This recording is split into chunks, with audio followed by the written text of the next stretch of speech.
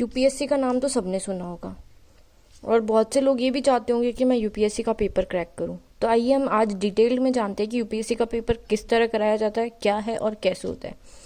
तो यूपीएससी का जो पेपर है वो 3 टियर में होता है, प्रीलिम्स, मेंस एंड इंटरव्यू। और इन तीनों टियर को क्वालिफाई करने के बाद अगर आपका नाम फाइनल मेरिट में आता है तो ही आप सिलेक्टेड होंगे। अब हम बात करते हैं प्रीलिम्स की। प्रीलिम्स जो होता है वो ऑब्जेक्टिव टाइप होता है। दैट मीन्स कि आपको क्वेश्चन दिया जाएगा, उसके लिए ऑप्शंस दिए जाएंगे और आपको सही ऑप्शंस को करेक्ट करना है, सही ऑप्शन को टिक करना है। उसके बाद आता है, ये फाइनल मेरिट में इंक्लूड नहीं किया जाता, इसे सिर्फ क्वालिफाई करना ताकि आप मेंस के लिए एलिजिबल हो सकें। और इसके बाद अगर हम प्रीलिम्स की बात करें तो इसके अंदर 2 पेपर होते हैं और हर एक पेपर 200 मार्क्स का होता है और 2 आवर्स का टाइम इसमें मिलता है। मेंस की बात करें तो mains is a subjective exam. इसके अंदर आपको लिखना होता है, it is descriptive in nature. ये जो होता है ये फाइनल मेरिट के अंदर इंक्लूड किया जाता है। इसके अंदर 9 पेपर्स होते हैं। फिर अब आता है इंटरव्यू। इंटरव्यू जो होता है उसे हम पर्सनालिटी टेस्ट भी कह सकते हैं।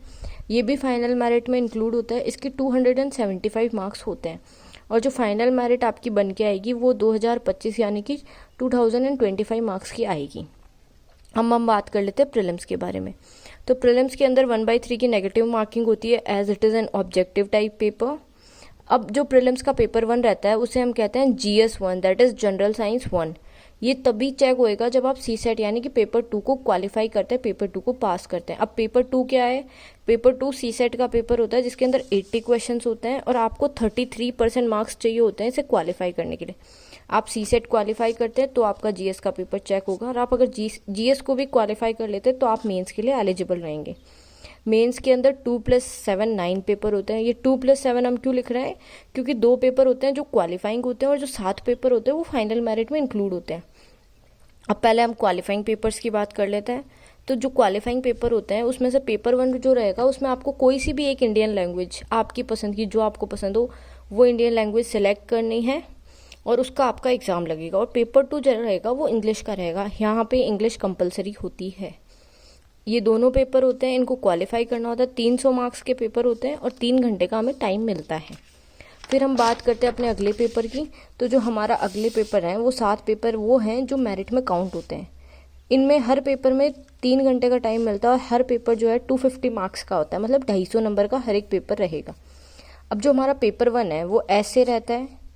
फिर उसके बाद जो पेपर 2 रहेगा वो GS1 जिसे हम कहते हैं। इसके अंदर जो आता है वो आता है Indian heritage and culture, history and geography of world and society.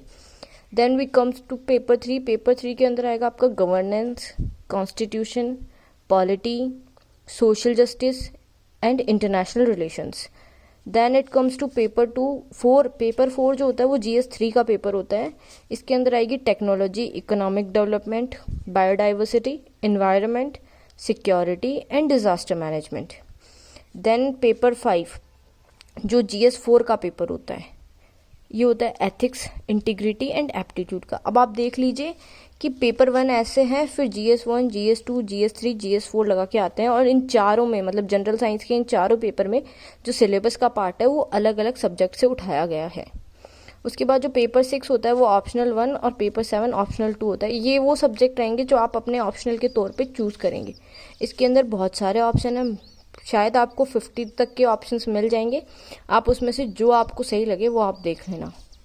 फिर उसके बाद होता है पर्सनालिटी टेस्ट। पर्सनालिटी टेस्ट जो है इसके अंदर आपको जो वहाँ पे सामने बिठाया जाएगा, आपका इंटरव्यू लिया जाएगा और उसके अंदर आपको पास किया जाएगा। आपके डिपेंड करता है, वो आपकी साइकोलॉजी से लेके आपका प्रेजेंटेशन सब कुछ चेक करेंगे उसके अंदर। अब जो है कि अगर आप कोचिंग ज्वाइन करना चाहते हैं तो उससे पहले आपके पास इन हैंड क्या तैयार रहना चाहिए, तो आप ये चीज़ें देख लीजिए। ये India and world free hand maps आपको बनाने आने चाहिए और आपकी 6 to 10th की NCERT पूरी हो जानी चाहिए। और जो ये बुक्स है लक्ष्मीकांत, स्पेक्ट्रम, 5 ट्रिलियन इकोनॉमी और SDG, ये कुछ इंपॉर्टेंट बुक्स है जो आप एक बार पढ़ लेंगे तो आपको बहुत कुछ नॉलेज हो जाएगा। और न्यूज़पेपर आपको डेली पढ़ना है। प्रेफरेंस के लिए आप द हिंदू या इंडिया टाइम्स ले सकते हो, उसके अलावा आप जो भी पढ़े, और करंट अफेयर्स पे ध्यान रखना है। इसके अलावा अगर आपको डिटेल सिलेबस की इन्फॉर्मेशन चाहिए तो आप मुझे कमेंट सेक्शन में बताइए, मैं आपको वीडियो प्रोवाइड कर दूंगी उसके ऊपर भी। चलिए, like share subscribe, bye bye.